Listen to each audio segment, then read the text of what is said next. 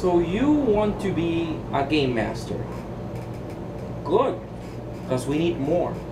A lot of people like to play the game, but not a lot of people like to run the game. And I understand why. Sometimes people think like the game master is the bad guy. I'm here to tell you that the game master is not the bad guy, not nowhere near. So, first thing you're gonna need, because by the way, what I'm doing here now is helping you out, aiding you in becoming a competent game master, because I've heard horror stories about game masters that are just horrible and they drive people away from the gaming table and they never want to roleplay ever again. No. We need to help this hobby grow. That's the point. If you have good game masters, more people are going to want to play. First things first. Read the system that you're going to run. Be familiar with the rules. I know a lot of people like to have assistant game masters, but get to the point that you don't need an assistant game master to run your game. I'm not telling you to read the whole book. I know you have other things to do. Okay? If you can, better. Nobody's expecting you to memorize every single spell, every single word, where the equipment is and what page it is. You know, nobody's expecting you to do that. But like, if you're running a game like Pathfinder, for example, that you know what flanking is, and that you know what iterative attacks are, and you know when the fighter gets the new attacks and the rogue gets the new attacks, and stuff like that, alright? Like basic, well, things that should be basic for everybody else, because your players, they're gonna read their class and they're gonna read their races.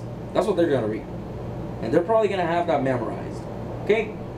However, you have to know the classes they're playing, the races they're playing, the monsters that you're using, and any traps or any other hazards you're gonna have.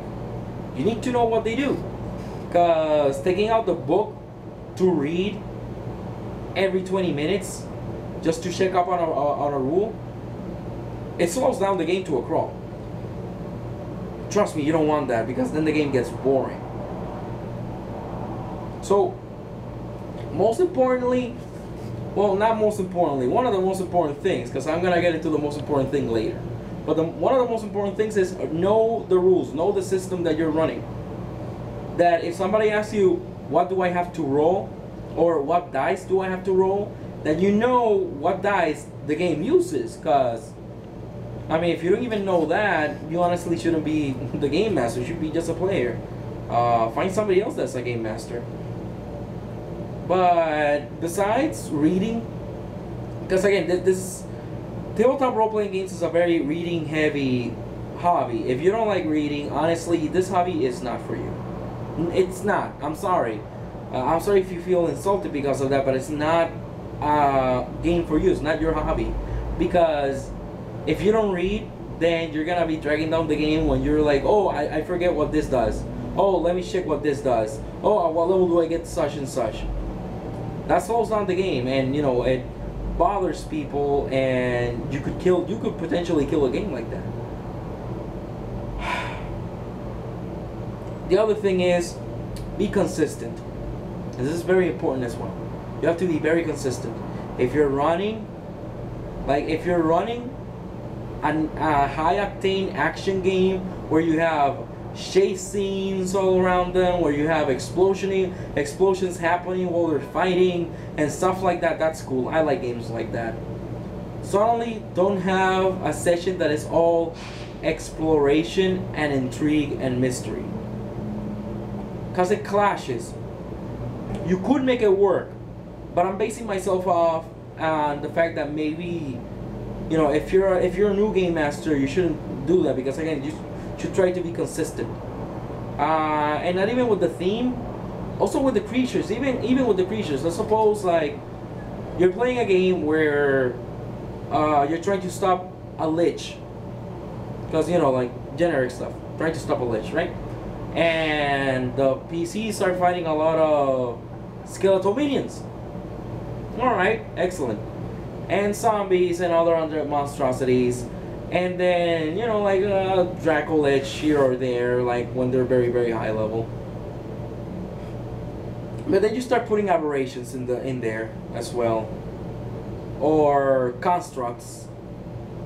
Or like good aligned outsiders. Because you can make it clash. Then it's gonna clash. Like they've been fighting undead all this time with a couple of humanoids here and there, and suddenly it gets very thick with elementals or oozes. When are we fighting the undead hordes? What's happening now? You know, it's like kind of weird. So yeah, try to be consistent with your games. Same issue with the hours. When you're gonna pick an hour, a schedule, I know everybody has a different schedule, but if you're running a game, everybody should try to keep the same schedule, because you don't want to start playing at 5 p.m. one days and at 9 p.m. other days. That's gonna be very bothersome to a lot of people. Last but not least, the most important thing is what I always say. Rule number one is always to have fun. You are not a tyrant. You are not there to make the players miserable. You are not there to win. I know a lot of people like to play this game as, oh, I'm the game master, I have to beat the players. This is not about that. You want to beat other players? Go play Call of Duty and go kill each other online. Go play World of Warcraft and go PvP. But don't tell me, no, it's not the same thing because I can't just create the monsters. Well, you know what? You're the game master. If you really want to kill them, a meteor falls. You're all dead. You had a heart attack, no save, you're dead. It applies to any game. Doesn't matter. Legend of the Five Rings, you're dead. Dread, the first book of Pandemonium, you're dead. Children of the Sun, you're dead. Battlemech, you're dead. Chutultech, you're dead. Anima, you're dead. Doesn't matter.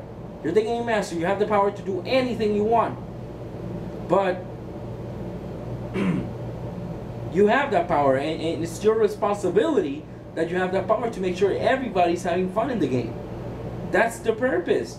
Because why else would, I don't know, 5 friends get together every single week around a table with some chips and some Coke and pretend they're a great warrior, another a great wizard, and they're off to hunt a dragon in a fantasy world, and just sitting there with a pencil, a paper, and then just imagining stuff happening, and you just wanna like kill them? So this is not that type of game. Like, I know a lot of people like to play games that are players versus game master. But you know what? You're wrong. I know that's just my point of view, but I know a lot of people would agree with me. You're wrong. These games are not for that. These games are not about winning against the players, because you're always going to win. Doesn't matter what they do, you win. If you really want to win, they die, you won. That's it. You know, put your dice away, let someone else have a turn at game mastering.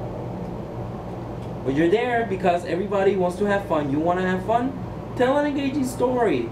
Have an interesting encounter. I'm not saying that you should give the players free passes. No, you can make things challenging. A lot of people like and enjoy challenging encounters and challenging stories. Challenging battles, challenging encounters, challenging puzzles. Some people like challenging things. And that's good.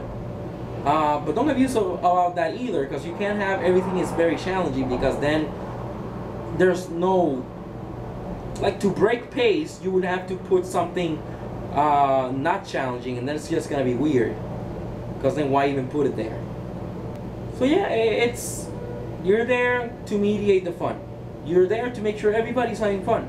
Likewise, players should make sure that you're having fun yourself, because it's not a one-way street. You know, it's a team effort. That's a good thing about these role-playing games and these hobbies, that they build lasting friendships, and they build teamwork skills. So you're there to mediate the fun, make sure everybody's having fun, and just that, you know, like roll with it. Eventually I'm gonna talk about other tips, but the main three tips I wanted to talk about was read the rules, know the rules, so you don't bog down the game with rule lawyers and looking for games and stuff like that. Be consistent with what you're doing, and just have fun with it. Make sure everybody's having fun. Somebody's not having fun, you notice, you know, talk to them. See what you can do to make it better. It's just that. But all help each other out. Because usually you play once a week. I've heard of people that play bi-weekly. And I've heard of the horrible issue of some people play once a month. You really want to play once a month to just ruin everybody's time? We don't like to play once a month to have really engaging and fun stories. Because again, it's a hobby. Hobbies are here to have fun, not to stress each other out. That's the purpose of these games.